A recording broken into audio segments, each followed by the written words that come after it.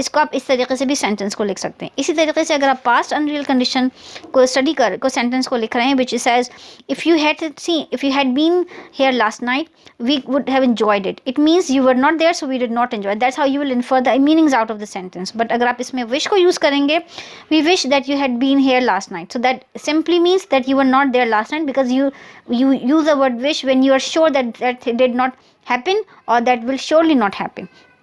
So आप wish को as condition sentence use कर सकते हैं in case of unreal conditions. अब हम इसको कुछ एग्जाम्पल्स अपने एक सेंटेंस स्ट्रक्चर में भी देख लेते हैं. In the following rules notice that